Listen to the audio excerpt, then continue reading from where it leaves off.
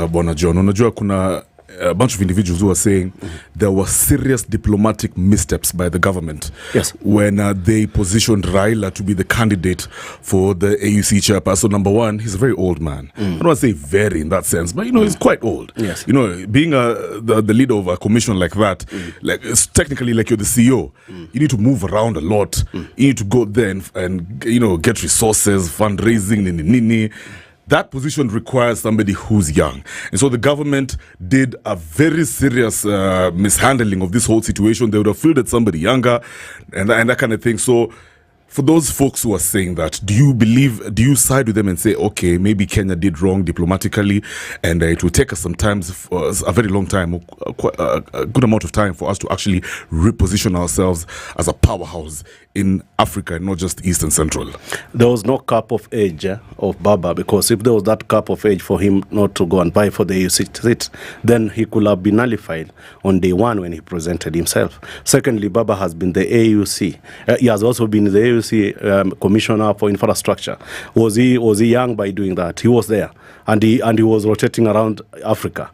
And even in this campaign, we have seen him moving from one country to another country. He was not walking on foot. He was traveling and going to communicate. What is in his head is what Africans wanted.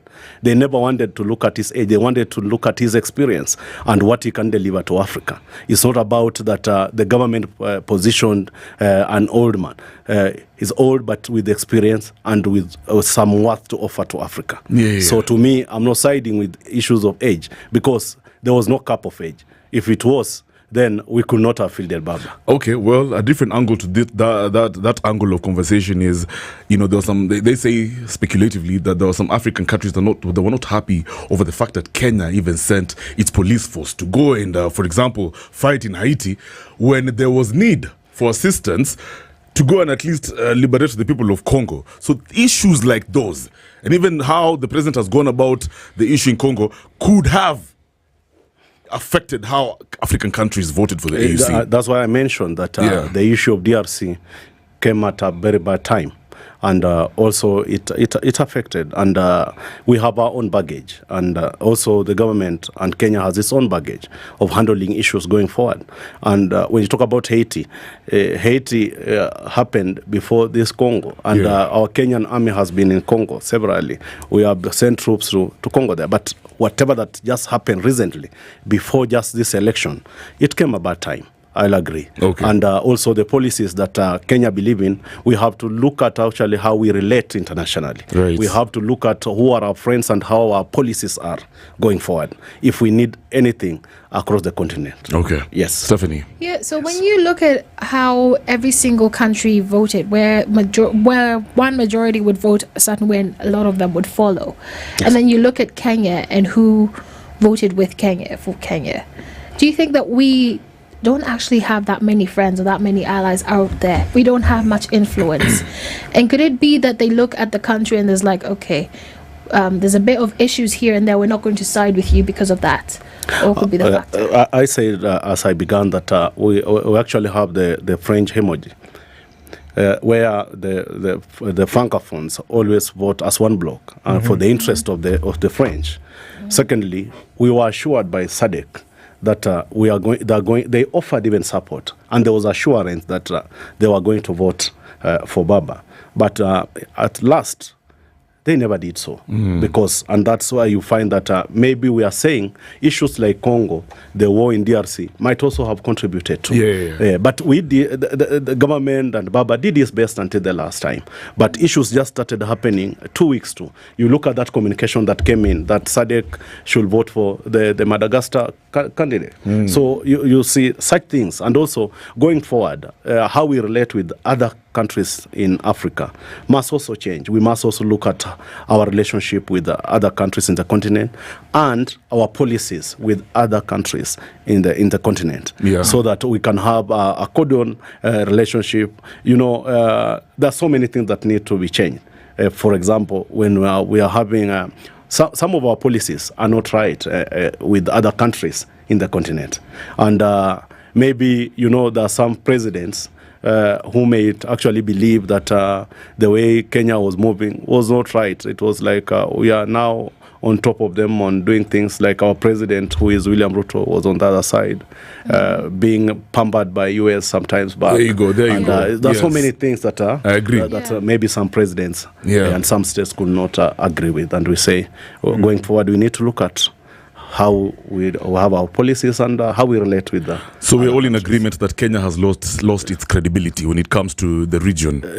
Kenya has lost its credibility, but Kenya is losing its credibility. Okay. Yes, but it can still be corrected if we now we start looking at how going forward. Yeah. And also we must know who are our friends, because you might just be saying you have friends, but you don't have friends. But when you look at how the votes that Baba got, he won the first time, the first round, second round. We thank God that it's not easy for those for those countries until we have issues, SADC or Francophone and whatever. We say we appreciate what we got. Yeah. Yes. So now, with him coming back into the country, does that mean that he's now going to come back into ODM and someone's going to step down to give him back his old position, or? Fine. I want to answer you that there is nothing like stepping down. If you remember when Baba started campaigning for this AUC, he said that he's actually leaving the party in the hands of Professor Peter Nyang'nyong, the governor of Kisumu, to hold it as he continues campaigning, because he could not mix his work campaign with whatever that was happening in the party. So Professor Peter Nyang'nyong was holding that position in an acting capacity. And there is no law and there's no constitution that barred Baba from being a party leader, even when he was campaigning. But he just said that because for me to concentrate, let me leave this position for Professor. So Professor is holding it. Definitely, when Baba comes to this country, he still remains to be the party leader of ODM, and that one has no question over it. Yes. Wow. So on this matter of, you guys have spoken about credibility, you've also spoken about integrity. Yes. His Excellency Mahmoud Yusuf was in the country a couple of weeks back. He had some consultations, and then there were rumors going around the country that he was being bribed, and the Kenyan government was trying to bribe him. Also, some alleged reports are saying that the Kenyan contingent that went all the way to Ethiopia was carrying bags and bags of cash. And thirdly, I also heard that some Arab sheikhs were in a competition with the Kenyan government on how much money should be paid, to those countries for them to vote in a certain way. What do you think about these bribery allegations? Do they hold any weight? They're meant to be an allegation. As a law student, I'll tell you, an allegation is just an allegation. I saw you here with Kasmuel in this studio. Are you saying that Kasmuel had a bag of money as he headed to Ethiopia? Which money does Kasmuel has to go with it to Ethiopia? And when you talk about Mahmoud being this country and there were bribery allegations, Kenyans are just, I think Kenyans are just quick to judge on things that do not work. My brother, which president can you bribe among those presidents? Because those people have money. And you look at their currency and our currency. Some of those currencies are in dollars. True. We cannot even compare the money they have. A president holding a country. And, let's not assume and let them remain as allegations. But the troop that went to Ethiopia, they went under their own violation. I was supposed to go myself. Right. Even me, Kevin could tell me that I carried a bag of money to go. It's just an excitement and for the love of Baba. Right. Because some of us have been with Baba, like I've told you, for those years. And I wanted to see something that during Baba's lifetime, that Baba carries a Bible and says, I swear. Those are some of the excitement that made so many people go there. Like the MPs, like the MCAs, they went there because they just love Baba. But do you think it was necessary for all those people to travel all the way to the It country? wasn't necessary, but in the long run, they went for their candidate. If they feel they want to go, if you are playing here, Kenya is playing Uganda here, I choose to go to that field if I want. But Junior, I want to jump in there. Why do you think there was so much hate and so much hope that Baba loses these elections, especially from the younger Kenyans? Gen Zs, watu walikuwa nasema pana bana, Baba lituangusha during the maandamano, I want to remind maandamano. And people were saying, you know what? Baba should not get this thing because he's going there for his own selfish interests. This has nothing to do with Kenyans. And in fact, Baba should just stay over here and focus on local politics. He does not deserve to lead Africa when it comes to the AU. I want to be very candid with you, Kevin, that the group that you call Gen Z are our brothers and sisters, and we love them as, because I'm not a Gen Z, I'm a millennial. And they just did one thing. They went on the streets in June. Baba has been on those streets for years. Whatever they're enjoying today has been fought by Baba. And before the Gen Zs, we had the NADCO report. We were on the streets in 2023. These Gen Zs are just the same children of Raila Amolo Odinga. They should not behave like they have just landed from heaven.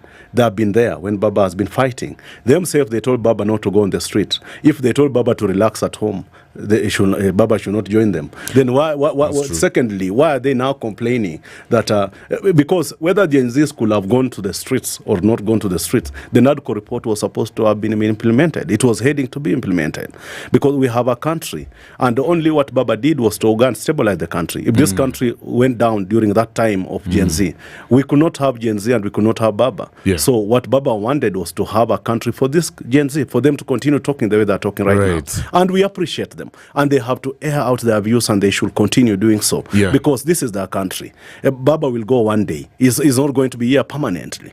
Even the Gen Zs will go one day. We shall have another group of people. Okay. So in the essence, me are the call on, let them just respect Baba. He has fought for this country. Yeah. He knows what is good. And you talk about Baba has gone there for his own selfish interest. Which selfish interest? What does Raila Amolo Odinga need right now? Which money are you going to give Raila Amolo Odinga? Okay, then let me bounce off that same energy. The people who were saying, in fact, the only reason Ruto was thoroughly campaigning for Baba was to send him to exile and asimsumbue come 2027. Really, it wasn't even about that Ruto had goodwill for Baba per se. It was just to do away with him and asimsumbue come 2027. Is that right? Kevin, I will answer you. Who tells you that Ruto is going to be permanent in this country? One way or another, whether with Baba or not Baba, Ruto will go.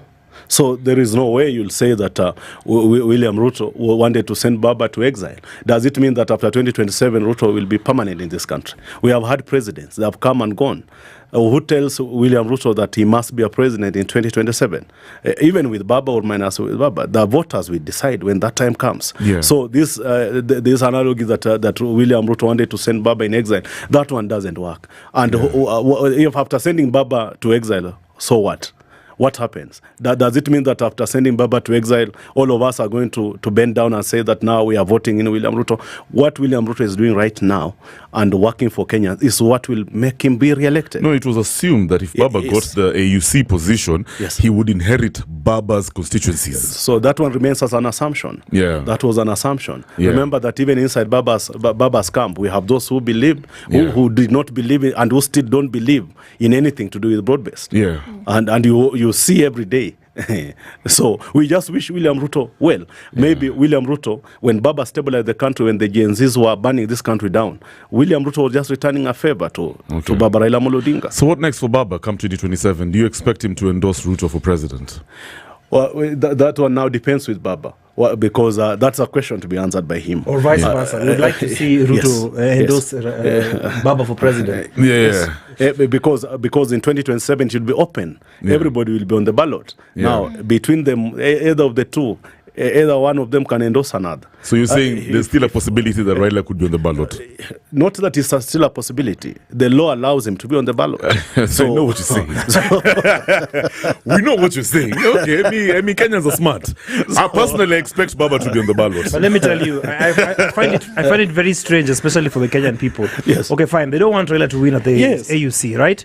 And then at the same time, they don't want to be on the ballot. They don't want him to be on the ballot. At the same time, they want him back in the country to ensure that he's gatekeeping and things. Can you guys decide? No, it's wrong. Look at it, Kevin. Yeah. People say we don't want Baba to be on the ballot. Baba go to ASU. Baba goes to ASU. They say no, we want you back here. Yeah. Baba comes back. They say no, we want you now to help us. Go to Bondo. We want you to help us now fight William. After fighting, we want you to go to Bondo. Now, what does Kenyans want?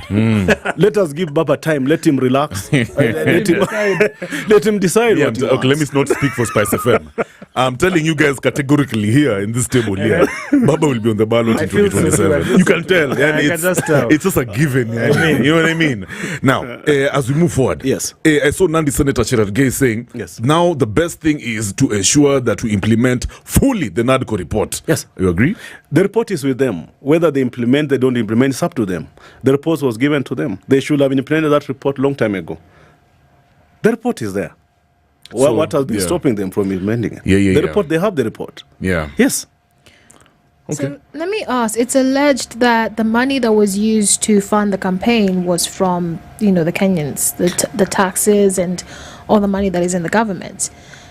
What happens to all of that funding, if that is true? If the government decided to sponsor a candidate, and then the government itself has to come and tell us that how much did they use on their candidate, on sponsoring that candidate. That time might come if there's any money that was spent on Baba's campaign in AUC and it was government, because any candidate that vies, I'm meant to understand, even the Madagascar guy was sponsored by his government. It was a proposal for the Djibouti government to sponsor their candidate. So Baba is no exception that today we come here. And I think Kenyans are just funny that anything to do with Baba, they don't want, but they still want the same Baba to be here with them to fight with him. Yeah. We leave it to government. That and I don't think that what Baba was sponsored is what will make sure not to work. No. Everything has just to work. Yeah. So, yes. As we wrap up this conversation, I want to ask you a very important question. Yesterday I was listening to an X space. Yes. And there was an individual known as a Kenyan, of course, Tony Gashoka. And Tony has been a very long-term ally of the Right Honorable Raila Odinga. Yes. And Tony went hard and he said, Raila asking ODM to back Sakaja just shows you how Baba runs that party, ODM. Baba is out here claiming to be a multi-party Democrat, yet you are endorsing Sakaja. Why can't you make this whole nomination process be what decides who will get the nomination for the governor's ticket? Why would you go and endorse Sakaja? I mean, really, what is wrong with Baba? In fact, even Tony Gashoka was going hard and saying how, him is even happy that Baba didn't even get this AUC thing, right? So is it true that Baba is losing it? He has been a fighter for democratic ideals in the country. But in his party, we've seen time and again people complaining how kuna wenye wanapata direct ticket. We know mambo ya Siaya. I don't want to talk about Siaya, but I know personally whatever happens. In fact, I have interest there. Yes. However, when it comes to this thing for endorsing Sakaja, people are saying Baba dropped the ball. He should have even just let it be open. And if people want Babu Wino, let the nomination go to Babu Wino when the time is right. I think you are quoting Baba out of context. I heard Baba and I listened to him, and you can still play. I never heard Baba saying that I'm endorsing Sakaja. I never heard Baba giving directions to ODM members to join Sakaja. And it was very, very clear. It was said to Sakaja. Adadwa told Sakaja, you want to come to ODM, we want you to come to ODM. Wanga, who is the chair, told Sakaja that we want you to join ODM. He was not coming to join ODM to find it easy. He was coming to join ODM so that we can have a nomination. That if we have other candidates who want to vie, they all go on the ballot. We never joined UDA. They said, come to ODM. So let's not quote Baba out of context. The only thing Baba said was that ninapoenda kule AUC, kijana aendelee kungoja Nairobi. Nairobi inaweza ngoja kwa siku moja ama kwa siku mbili.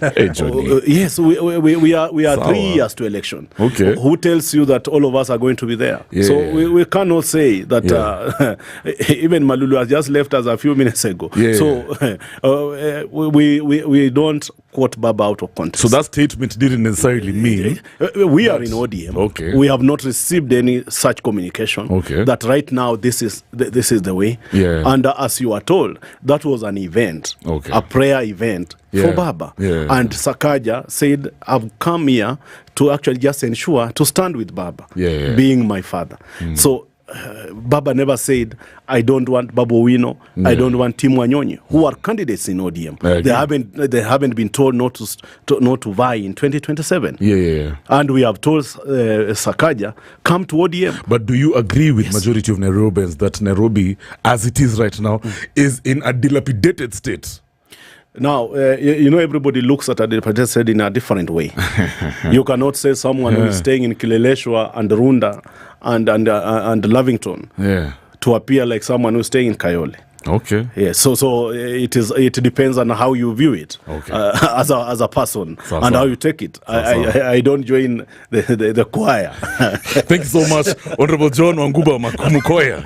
He's an ODM party member and, of course, member of Movement for Defense of Democracy. Today we'll be talking about Raila's AUC bid, what really went wrong, and what it means for Ruto, ODM, and Kenya's future. Thank you so much, Moesh. I'm the chair of Movement for Defense of Democracy. Good stuff. Just for clarification, he's actually the chair of the Movement of Defense for Democracy. Asante sana. MDD. Thank you so much. Yeshia Baba. Good stuff. More of the classics and the hits you love. Make some noise. 94.4 Spice FM, Nairobi.